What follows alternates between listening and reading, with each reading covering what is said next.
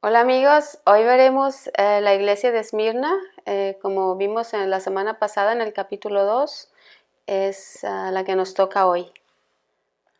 Entonces el libro de Apocalipsis capítulo 2 versículo 8 dice: Y escribe al ángel de la iglesia de Esmirna, el primero y el postrero, el que estuvo muerto y vivo, dice esto. Podemos ver aquí, Edgar, que es el primero y el postrero, nos muestra que el carácter eterno de Jesús, ¿verdad? Sí.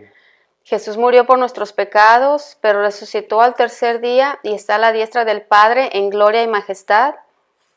Y escribe esto para recordar a los cristianos de Esmirna que servían a un Señor resucitado y victorioso sobre la muerte. La muerte no pudo detener a Jesús y no podrá detener jamás a su pueblo. Ese es el mensaje que está dando. Así es. Luego en el mensaje se relaciona Jesús con ellos. Les dice: yo fui asesinado, pero ahora vivo en majestad. Así que ustedes sufrirán un poco, pero la recompensa va a ser eterna. Entonces los está preparando para el mensaje. Sí. Y lo vamos a ver ahorita. Y esto es solo como ejemplo de lo personal que llegan a hacer estas cartas. Lógico, cuando alguien lo lee, especialmente incluso sabiendo algo de teología, si no indagas correctamente, les digo, no es versículo por versículo, si no lo hiciéramos bien larguísimo. Pero eso es lo personal de las cartas. Cuando dice que estuvo muerto y revivió Jesús, literalmente ahí en ese versículo, también esta ciudad había sido destruida siglos antes, totalmente. Y no fue sino hasta 3 siglos antes de que Jesucristo apareciera en la escena que volvió a ser reconstruida esta ciudad. Y está en este tiempo en su apogeo. Vamos a verlo ahorita, en su majestad. Entonces se está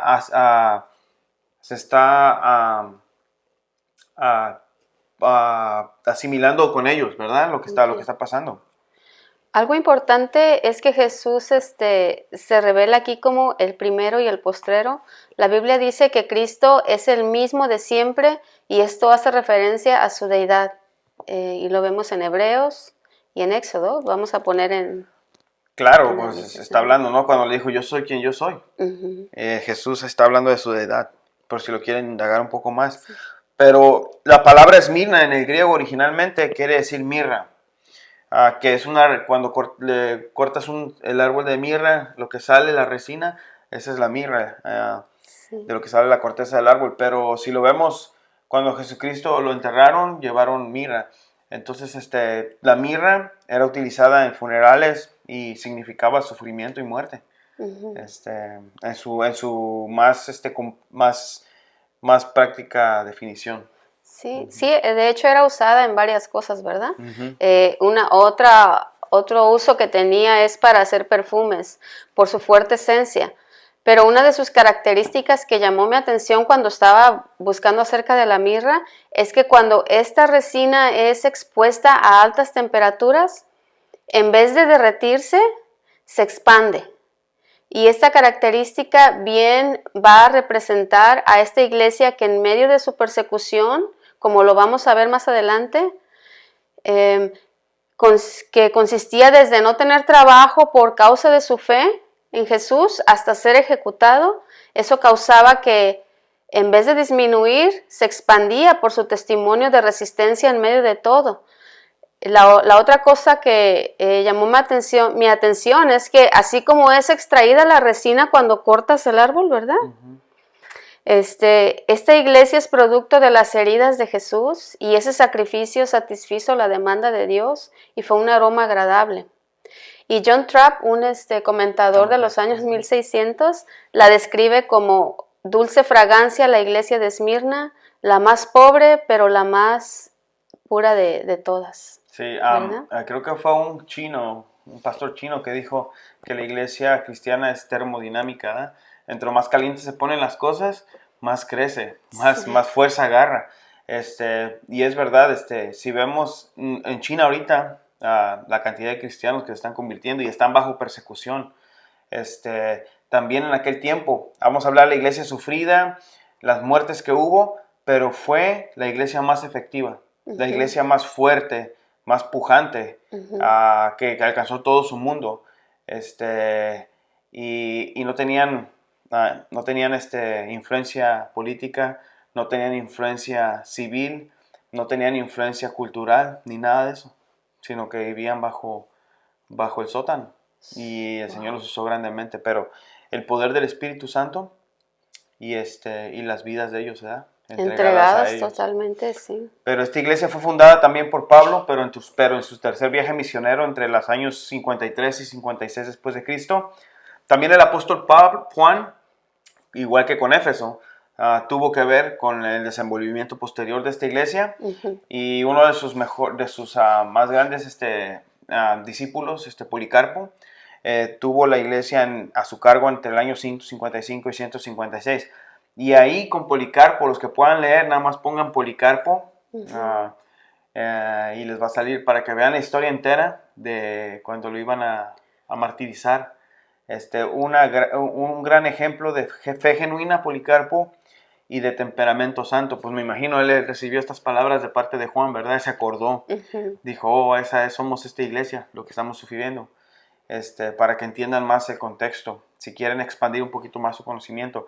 Pero Esmirna, bueno, Policarpo es el que dijo, ¿verdad? Le dijeron, niega a Jesús y di que César es Señor y no te mataremos. Y él estaba en la hoguera, ¿eh? En el palo con la madera y estaban a punto de prenderlo.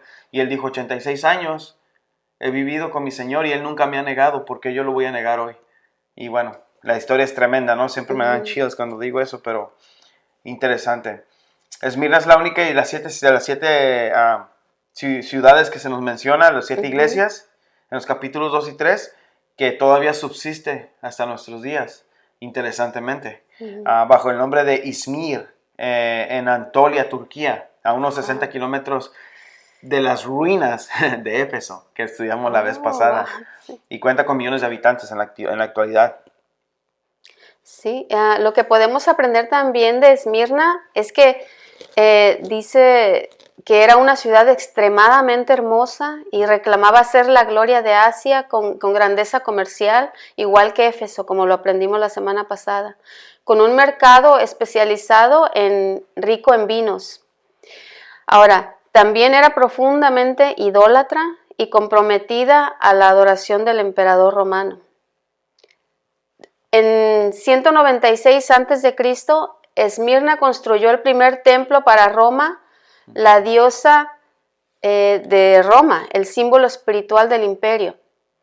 Una vez el espíritu de Roma fue adorado, esto conllevó a que no es de extrañarse que después de que adoraran a un imperio, eso los llevó a que ahora adoraran a los emperadores ya muertos. Y después de esto, el siguiente paso fue que adoraran ya a los emperadores vivos. Como divinidades. Como divinidades, sí. Y esto llevó a que se convirtiera en una demanda como evidencia de alianza política y orgullo cívico. Obviamente a los emperadores les gustó esto, ¿verdad? Me encantó. En el año 23, después de Cristo, ganó el privilegio sobre otras 11 ciudades para construir el primer templo para adorar al emperador César Tiberio. Esmirna era la ciudad líder en el culto romano de la adoración al emperador. Wow. Como todo dictador le encanta eso, ¿verdad? Sí, le gustó. Que es Dios, después de que tienen todo el poder y toda la economía y todo bajo sus pies. Pero nota que dice, Esmirna era en exportación de vino. Y entonces el vino, las uvas las tienes que apachurar y lo que sale es el jugo, ¿verdad? Y también esa es una ilustración. Son muchas cosas, sí, te digo, pero me desespero que no hay tanto tiempo, ¿verdad? Pero ellos son muertos y su sangre, dice, creo que fue Tertuliano, que dijo que la sangre de los mártires era la semilla de la iglesia. ¿Verdad? Sí. Y entonces hace referencia a todo esto. Pero bueno, históricamente Esmirna se refiere a la iglesia perseguida. Ahora vamos al contexto histórico. Del año 100 después de Cristo, que es donde deja Efesio, hasta el año 313 después de Cristo. En esta persecución contra la iglesia empieza con este emperador Domiciano y termina en el año 316 más o menos con el emperador Constantino y su edicto de tolerancia, ¿verdad? Que bueno, ahí llegaremos ahí, pero es otra discusión ahí, pero bueno. Sí. Entonces tenemos que remarcar que fue el emperador Domiciano, entre el año 81 y 96 más o menos después de Cristo, el que empezó a demandar la adoración bajo el título de Señor, Sí, ¿verdad? ya le cambiaron. Y esto lo hizo para que las personas probaran su lealtad pública, y de acuerdo a la historia de la iglesia primitiva, fue bajo el reinado de Domiciano que Juan fue desterrado a la isla de Patmos, que es lo que estamos leyendo hoy. Sí, y como les estuvimos diciendo, esta adoración al emperador comenzó como una demostración espontánea de gratitud a Roma, pero en los días de Domiciano, del cual Edgar habla, vino a ser voluntariamente a fuerzas.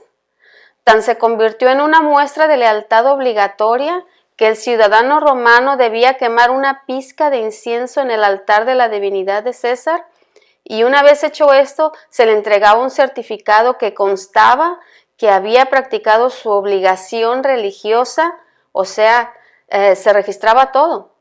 Así que si tú eres seguidor de Cristo, o lo eras en ese entonces, y te negabas a declarar al emperador como Señor, obviamente eras perseguido, porque ese título solo le pertenece a uno, y es Cristo, su Señor. Así que en medio de este lugar se encontraba un grupo que se negaba a seguir tales mandatos, es la iglesia de Esmirna. La iglesia cristiana, ¿verdad? Siempre oprimida y perseguida, ¿verdad? Por este hecho, por el hecho de que ellos se negaban a hacer eso, ¿verdad? Y recuerden, amigos, cuando decimos la iglesia cristiana, no estamos hablando de una denominación. O sea, no piensen solo que en los aleluyas evangélicos. De todas personas, en todos lados hay partes que honestamente creen en Jesús y lo que dice la Biblia. Entonces se refiere a esas personas, porque cristiano es un seguidor de Cristo. No es y volvemos a lo mismo. En este tiempo no existía eso, ¿verdad? Aunque hay religiones o algo que quieren buscar sus fondos atrás en el tiempo, la iglesia cristiana era la iglesia cristiana. Se les llamaba cristianos, se les llamaba personas del libro, se les llamaba el camino, los del camino, se les llamaba los nazarenos, por Jesús, por Nazaret, pequeños cristos se les llamaba también en lugares. Era la iglesia de Cristo nada más, históricamente. Entonces, yo conozco tus obras, versículo 9, y tu tribulación y tu pobreza, pero tú eres rico. Y la blasfemia de los que dicen ser judíos y no son, sino que son sinagoga de Satanás. Noten, yo conozco tus obras. ¿Recuerdan? Con Efesios también les dijo lo mismo. Es lógico, una relación personal con Cristo nos lleva a producir obras. No, la fe genuina va a producir obras genuinas y en gran abundancia, ¿verdad? Y calidad. Pero no solo conoces sus obras, me encanta aquí, sino que también sus sufrimientos, sus tribulaciones, sus problemas. Qué bueno, porque eran muchos y eran muy graves. Ya les dijimos antes que se estima que entre 2 y 6 millones de cristianos perdieron sus vidas de una manera violenta en los primeros 3 siglos del cristianismo. Pero fue la iglesia más efectiva, más fuerte, llena del Espíritu Santo, ¿verdad? Llena de la palabra de Dios. Ahora, cuando dice tu pobreza, pero tú eres rico, hace un juego de palabras, ¿verdad? ¿Cómo que soy pobre pero soy rico? Pero Esmirna era una ciudad próspera, pero ellos no podían ser parte de esa prosperidad, esos cristianos en ese tiempo, porque para eso tenías que renunciar a tu fe. Y por ende para Jesús, esta era una de las razones por las cuales la iglesia era pobre. Y esto nada más lo voy a dejar al aire, pero existe también un gran, hasta nuestros días, un gran, una gran problemática y un gran debate, porque hubo cristianos que sintieron la presión y adoraron a César. Entonces siempre fue el problema, ¿son salvos o no son salvos? O sea, ¿son cristianos o no eran cristianos? Y eso yo pienso que no lo podemos saber porque fue el contexto, ¿verdad?, en el que ellos estaban viviendo. Al menos nosotros como cristianos no podemos juzgar, no podemos tomar partes porque nosotros no sabemos qué problemática estaban viviendo en ese momento, ¿verdad? Pero por eso les dice hasta el final, que aguanten hasta el final. Sí. Y esto nos lleva a lo que Jesús les dijo antes, ¿verdad? Yo conozco. En medio de esta aflicción y persecución es fácil pensar que Dios ha olvidado como también en Éfeso lo mencionamos, pero Jesús no solo les está diciendo que conoce por lo que están pasando, sino que esto es algo más profundo. O sea, es como que parafraseando les está diciendo, yo sé por lo que estás pasando, yo pasé por lo mismo, yo comprendo tu aflicción. Entonces, es muy significante, ¿verdad? Siempre dice que se liderea con el ejemplo. Y Jesús les está diciendo eso. No te preocupes, yo pasé por eso. ¿Verdad? Y yo fui asesinado, yo fui traicionado. Ahorita lo vamos a ver. Y me gusta lo que le dice, pero si eres rico, no te preocupes, si eres rico. Externamente la iglesia de Esmirna era pobre, era minoría, y ahorita lo voy a leer. Mas Jesús miró más allá de las circunstancias, ¿verdad? Para ver a ellos ya siendo ricos espiritualmente, ¿verdad? Imagínate, heredamos todo lo que está, somos hijos de Abraham. Heredamos todo por la fe en Jesús. Dice la palabra de Dios que estamos sentados en tronos, ¿verdad? En Jesús, en lugares celestiales. Entonces son cosas que nosotros no podemos ver porque no las entendemos 100%, pero somos ricos. La palabra de Dios dice, ¿verdad? Que Jesús es el dueño del oro y la plata. Y nosotros somos sus hijos, ¿verdad? Entonces no lo podemos entender al 100%, pero es una aplicación muy extensa. Pero a través de las edades hemos visto que la iglesia de Cristo está conformada siempre, hasta nuestros días, de gente en su mayoría pobre, ¿verdad? Sí hay ricos, sí hay clase media en la iglesia, pero la mayoría de gente que lo conforma es gente clase baja, ¿verdad? Nada que ver, rechazamos la doctrina del evangelio de los pobres, eso lo rechazamos completamente. No por ser pobre eres salvo, claro que no. Pero sí sabemos que a través de la historia han sido, y siempre ha subsistido, los pobres, los que han formado más parte de la iglesia. La palabra de Dios dice, porque Jesucristo dijo que es más fácil que un camello pase por el ojo de una aguja, que un rico acepte al Señor. ¿Por qué? Porque las riquezas los mantienen lejos, te atan. Entonces, pero ha sido conformada en su mayoría por pobres. Y aquí no lo sufrimos en Estados Unidos, pero en aquellos países donde los creyentes son aún perseguidos por creer en Jesús, son despojados de sus bienes, son despedidos de sus trabajos. Esta es la palabra real para ellos hoy en día, ¿verdad? Y con la pobreza viene el hambre. Si no tienes trabajo, tienes hambre, tu familia padece hambre, sacrificios de toda índole. Y con frecuencia la persecución lleva a la muerte, ¿verdad? Y esta iglesia es perseguida hoy en día, esa es la iglesia sufrida. En Cuba, algunos amigos nos acaban de avisar que ya comenzaron el gobierno a perseguirlos nuevamente, a destruir iglesias en el oriente de Cuba, por el área de Guantánamo más o menos.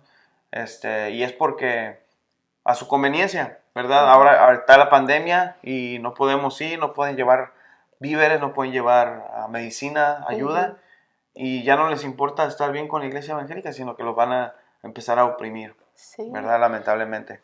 Y no es la única, también en los países musulmanes como Irán, ahí siempre son hay persecución, perseguidos, entonces, y hay muerte, y hay si aceptas a Cristo, los judíos, si aceptas a Cristo, te hacen un funeral. Te estás muerto para ellos. Pierdes herencia, pierdes posesiones, te quedas en cero. Por eso nosotros no podemos entender eso. Aquí nomás aceptamos al Señor, nos arrepentimos, somos salvos, gloria a Dios. Pero en aquellos países la implicación es mucho más grande. Las mujeres en los países musulmanes las matan, las apedrean. Y hemos visto videos en YouTube, si no métanse en YouTube, cómo las matan, ¿verdad? Sí, y como al principio de este estudio les dijimos que estas 7 iglesias eran representación de ese momento y de hoy, entonces hoy la representación de Esmirna hoy en día sería esas iglesias que menciona Edgar, Cuba, Irán, países musulmanes, China. Entonces, para que vean que tiene aplicación en ese momento y en este presente. Claro. Pero Edgar, ahora hablando ya nuevamente de la iglesia de Esmirna, la mayor persecución sorprendentemente fue por parte de los propios judíos, ¿verdad? Y Jesús se refiere a ellos. Y la blasfemia de los que dicen ser judíos y no lo son, sino sinagoga de Satanás. Eso es algo bien grave para el judío, si lo entiende. Nosotros lo vamos a más o menos explicar, pero es fuertísimo. Ujú. ¿Quiénes entregaron a Jesús? Su propio Pueblo, ¿verdad? Ah, Los judíos. Si en ese tiempo incluso los judíos instigaron a los paganos ujú. a perseguir a los cristianos. En efecto, los cristianos de Esmirna informaron años más tarde de los hechos que los judíos se unieron a los paganos para pedir la muerte de Policarpo Oh, sí, por la sí, leí oposición eso. de a la religión pagana del Estado. Ujú. Así que en lugar de ser congregación de Dios, los judíos, que es lo que judío quiere decir, eran sinagoga, ahora en congregación de Satanás. Porque sabemos que, ¿quién es el acusador de los hermanos? Satanás, y los que Sí, estaban acusando a los judíos, o sea, por eso sinagoga de Satanás. sí. Y es interesante, con Jesús también se unieron los judíos a los romanos, Sí. a los gentiles, Ujú. a los Sí. paganos para ejecutar a Jesús. Entonces, las similitudes. Sí, y lo que implica aquí, amigos, cuando se dicen ser judíos, se refiere a que ellos creían que solo por nacer de Abraham eran ya parte del pueblo de Dios, salvos y todo esto, pero Jesús a lo que se refiere es que eres judío por fe, como por la fe de Abraham, ¿verdad? Como lo aprendimos en... Claro, ahí ¿verdad? tiene muchas aplicaciones, Ujú. ajá. Y Por más eso interpretación, menciona, ajá. sí, ajá. Sí, porque nosotros somos hijos de Abraham por la fe, Por ¿verdad? la fe, Y sí. le está diciendo, ustedes están equivocados, o sea, es algo Eso no te fuertísimo. hace salvo, o sea, No. tienes que creer en mí entonces, y hacer lo que yo digo. Esmirna era fue una de las iglesias que no recibió corrección, ninguna queja, ningún reproche de parte del Señor. Cristo conoce bien, sabe la verdadera riqueza de aquella iglesia. Los hombres ven el exterior y juzgan por el exterior. Yo creo que decían, pobre de esos cristianos, pero Dios penetra en realidad el interior, ¿verdad? Así es, y es un consuelo tanto para ellos como para nosotros, ¿verdad? Hoy en día saber eso. Nota en el versículo 10, no temas en nada lo que vas a padecer. He aquí, el diablo echará a vosotros, algunos de vosotros, perdón, en la cárcel para que seáis probados y tendréis aflicción, pero ahorita lo vamos a leer. Ujú. Así que un mandato muy repetido en la palabra de Dios es no temáis, no tengas miedo. Imagínate el ánimo que infundió esto a los cristianos en ese tiempo, ¿verdad? Que estaban bajo persecución y problemas y muerte. Y Dios te dice, no temas. ¡Wow! ¿Verdad? Es una palabra de aliento. Sí, Y el eso nos mismo muestra Dios, que ¿eh? Dios está en control de todo, de todo, de toda situación. Lo que el Señor les está haciendo aquí, lo que vas a padecer. Técnicamente en el original implica las tres frases que vemos de la tribulación que viene. Es algo seguro que va a pasar. O sea, le Inevitable, está diciendo, ¿verdad? vas a sufrir. No, sí vas a sufrir. Vas a sufrir. Imagínate que Dios nos dice a nosotros, vas a sufrir por ser cristiano hasta que pierdas la vida por mí.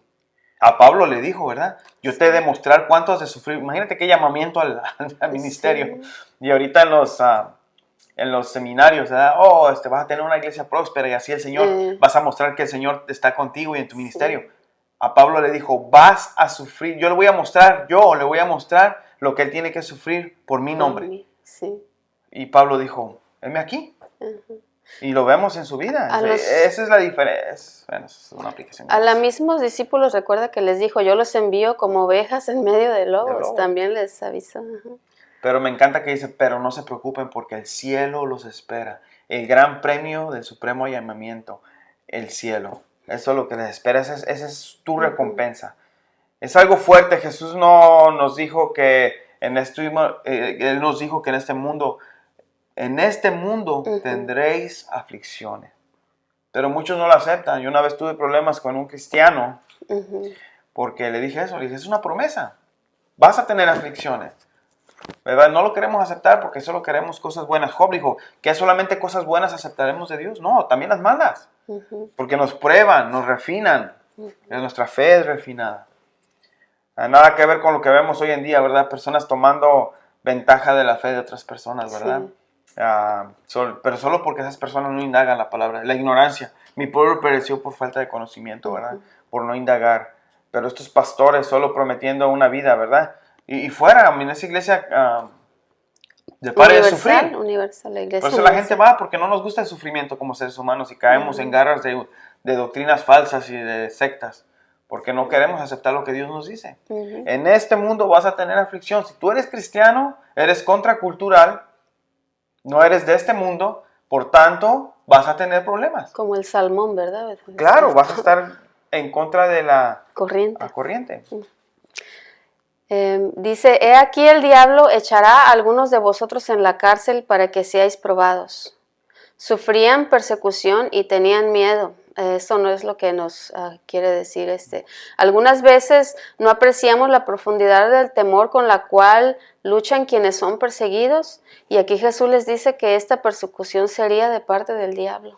Sí, muchas personas cometen el error y dicen, le decía diablo a Roma o le decía diablo al emperador. No, vean más allá de lo espiritual. ¿Quién está detrás de esas personas? ¿Quién está detrás de la persecución? ¿Quién está en contra, verdad, de Jesucristo, de Dios? Y detrás de cada persecución, no importa quién ejecute, es Satanás dirigiendo toda la operación.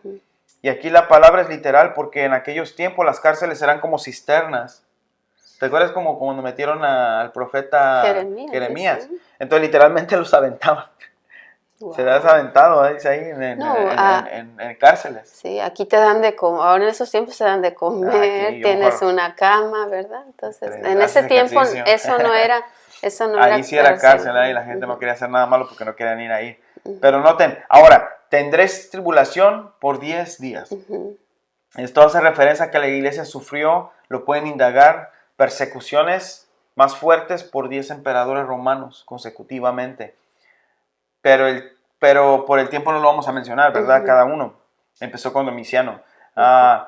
Con todo, es curioso el hecho de que entre las 10 persecuciones llevadas a cabo por los emperadores romanos contra los cristianos, la 10ª, que es la última, Diocleciano, fue la más cruel y duró nomás 10 años. O sea, 10 días, 10 años, 10 emperadores. Claro, hubo más emperadores cuando lo indaguen, pero las persecuciones más fuertes cayeron sobre 10 emperadores. Wow. Y sigue diciendo, sé fiel hasta la muerte y yo te daré la corona de la vida. Noten, hazte fiel hasta la muerte. Esto no significa hasta que te mueras, sino aunque hayas de morir, incluso hasta el punto de morir, es una muerte segura a la que se refiere aquí, como Edgar lo mencionaba. Y yo te daré la corona de vida. Esta corona, hay dos palabras para esta palabra. Significados, perdón. En el antiguo lenguaje griego, una describe el tipo de corona que un rey usa como una corona real, y el otro es la corona Estéfanos. Esta corona Estéfanos era dada como un trofeo al atleta ganador, como estos griegos que se ponían, ¿verdad? Esa sí, como diadema. Juegos griegos. Sí, y esta corona Estéfanos era también utilizada en los matrimonios, y la imagen que se nos trae aquí es la de Jesús y su novia, cada cual utilizando su corona respectivamente. Jesús la de corona real y la de su novia, que es la iglesia, la Estéfanos. Y es lógico, habla de la corona de vida, cuando estemos en la presencia de nuestro Dios. Qué interesante, ¿verdad? Es interesante eso de las coronas siempre. Incluso hay una referencia a la ciudad, pero no me voy a meter porque no hay tiempo. Pero ellos sabiendo lo que les estaba hablando. Noten el versículo 11, el que tiene oído otra vez nuevamente, que oiga lo que el Espíritu dice a las iglesias, el que venciere no sufrirá daño de la segunda muerte, ¿verdad? Sí. Y nuevamente, al igual que la iglesia de Éfeso, Jesús termina su mensaje con una invitación que produce hasta nuestros días. El que tiene oído, si tenemos oídos es para nosotros. Escuchen, pongamos atención a lo que Jesús nos dice hoy. Y si no tenemos oídos, hay que pedir al Señor que nos dé oídos, ¿verdad? Si somos cristianos, porque hay gente que no quiere escuchar. Claro, y una promesa para el que venciere no sufrirá daño de la segunda muerte. Ahora, ¿qué? Todos hemos nacido de nuestra madre, un nacimiento natural, todos vamos a morir. La última vez que chequé, 10 de cada 10 personas fallecen, ¿verdad? Si Jesús no viene, vamos a hablar de nuestra generación, esta vida, en este momento, en la historia. Si Jesús no viene por su iglesia en este momento, todos vamos a morir físicamente. Así que suponemos entonces que todos vamos a morir la primera vez, físicamente. Pero por segunda vez no todos vamos a morir. Y ahorita me voy a referir a lo que se refiere a Jesús aquí, con la segunda muerte, que es la muerte espiritual, que se le conoce como segunda muerte en la Biblia, que es el lago de fuego literalmente, donde finalmente Satanás, sus ángeles, el falso profeta y el anticristo van a ir últimamente. A sufrir eternamente, dice. Por eso dicen que cuando Satanás te recuerde tu pasado, tú le recuerdes su futuro. Es el lago de fuego, ¿verdad? Aquí lo tenemos, el cliché cristiano. Aquí van a ir también los que jamás aceptaron a Cristo en su corazón. La Biblia lo dice en Apocalipsis 20:11, ¿verdad? El juicio del trono blanco. Los que no se hayan escritos en el libro del Cordero de la Vida van a ser echados a la segunda muerte. Entonces ya están muertos, van a ir al juicio del gran trono blanco y mueren por segunda vez cuando no son hallados en el libro de la vida, que es cristianos, ¿verdad? Son echados al lago de fuego y esa es la segunda muerte. No sé si lo voy a borrar, pero si hay tiempo lo dejaremos. Apocalipsis 20:13. Y el mar entregó a los muertos que había en él, y en la muerte y el Hades entregaron los muertos que había en ellos, personas que ya están muertas, y fueron juzgados cada uno según sus obras, y la muerte y el Hades fueron lanzados al lago de fuego. Esta es la segunda muerte, interpretación por la Biblia misma. El que no se halló escrito en el libro de la vida fue lanzado al lago de fuego. Sí. Así que si tú aceptas a Jesús en tu corazón y vives conforme a su palabra, morirás una vez físicamente, pero vivirás en la eternidad al lado de Jesús. Morirás una sola vez. El contraste es que si no lo aceptas, morirás en tus pecados igualmente, de manera física, pero eternamente también morirás una segunda vez y tu destino final va a ser el lago de fuego, tu segunda muerte. La fórmula es, si naces 2 veces, mueres una vez nada más. Si naces solamente una vez, vas a morir 2 veces. Wow, y la decisión es tuya. Sí. En Juan 8, para terminar, amigos, dice Jesús, hablándole a los judíos, yo me voy y ustedes me buscarán, pero en su pecado morirán. A donde yo voy, ustedes no pueden venir. Los judíos decían, ¿acaso se matará a sí mismo? Pues dice, a donde yo voy, ustedes no pueden venir. Él les dijo, ustedes son de aquí abajo, yo soy de allá arriba. Ustedes son de este mundo y yo no soy de este mundo. Por eso les dije que morirán en sus pecados, porque si ustedes no creen que yo soy, en sus pecados morirán. Entonces, esa es la segunda muerte a la que Edgar se refiere, pero eso no tiene que ser así. Por eso Dios te llama. Si tienes oídos, escucha lo que te digo. Reconoce tus fallas, tu pecado y arrepiéntete y pide perdón y tendrás vida por siempre. Aquí tienes la salvación y Dios no te forzará a aceptarlo, pero tampoco aquel día que estés frente a Él podrás decirle no sabía, nadie me dijo. Por favor, acéptale, arrepiéntete antes de que sea tarde. Te invitamos, ¿verdad? Sí. Y si eres cristiano, a mí es algo si ya hablamos de muerte, de persecución, eso te tiene que dar aliento nada más. Pero si estás desanimado porque en tu trabajo no se juntan contigo porque eres cristiano, te hacen a un lado en la escuela porque eres cristiano, tienes valores, tus amigos te han dejado de hablar, a tu familia te ha dejado de hablar, te ha hecho a un lado porque eres cristiano, ya no haces lo que ellos hacen, la verdad. Esa es una palabra de aliento para ti. Sí. Mantente firme hasta el final. Eso no tiene, no me voy tan lejos, pero esto que nosotros sufrimos aquí en Estados Unidos, discriminación y eso, no se compara con lo que están sufriendo nuestros hermanos cristianos alrededor del mundo, en los países musulmanes, en los países donde existe el comunismo y donde existe la persecución física, literal, muerte. Y eso no se compara. Últimamente, si tú vives en uno de esos países, ese sufrimiento y esa tribulación, como dice Jesús a Esmirna, no se compara nada con el cielo. Nuestro destino final es el cielo. Si estamos agarrados de Cristo, Juan 15, y de su palabra, a través de su Espíritu Santo, vamos a heredar todas Ujú. esas cosas que el Señor tiene para nosotros. Vida eterna, vida en abundancia, vida que perdura, una eternidad al lado de Jesús. Sí. Esa es la palabra de aliento a Esmirna y esa es la palabra de aliento para nosotros. Manténganse firmes hasta el final y yo les daré la corona de vida, la vida eterna, que no tiene comparación. Sí, no hay comparación. Entonces, eso sería todo por hoy, amigos. Los esperamos en el próximo estudio. Gracias.